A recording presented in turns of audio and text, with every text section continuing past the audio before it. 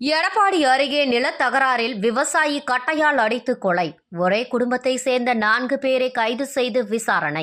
சேலம் மாவட்டம் எடப்பாடி அருகே கொங்கணாபுரம் ஒன்றியம் சித்திரப்பாளையம் காட்டுவளைவு பகுதியை சேர்ந்தவர் கோவிந்தன், விவசாயி. இவரது நிலத்தின் அருகே குப்புசாமி என்பவரது நிலம் உள்ளது. பங்காளிகளான இவர்களுக்கு சொந்தமான 2.25 ஏக்கர் நிலம் உள்ளது. இன்னும் பாகம் பிரிக்காததால் இருவருக்கும் இடையே நிலம் தொடர்பாக அடிக்கடி தகராறு ஏற்பட்டு வந்துள்ளது.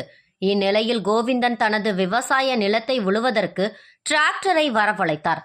அப்போது குப்புசாமி மகன் வெங்கடாச்சலம் அங்கு சென்று உழவு செய்வதை தடுத்ததோடு டிராக்டரின் மீது ஏறி அதிலிருந்து சாவியை எடுத்துக்கொண்டார். இதனால் கோவிந்தனுக்கும் வெங்கடாச்சலத்திற்கும் இடையே தகராறு ஏற்பட்டு தள்ளுமுள்ளு ஏற்பட்டது.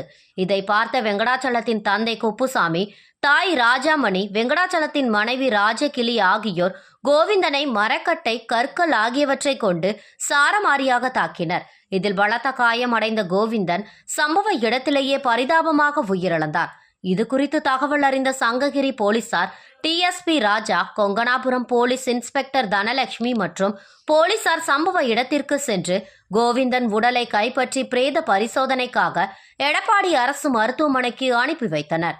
மேலும் அவரை அடித்து கொலை செய்த குப்புசாமி, அவரது மனைவி ராஜாமணி, வெங்கடாச்சலம், அவரது மனைவி ராஜாகிளி ஆகியோரை கொங்கணாபுரம் போலீசார் கைது செய்து காவல் நிலையம் அழைத்து சென்று விசாரணை நடத்தி வருகின்றனர்.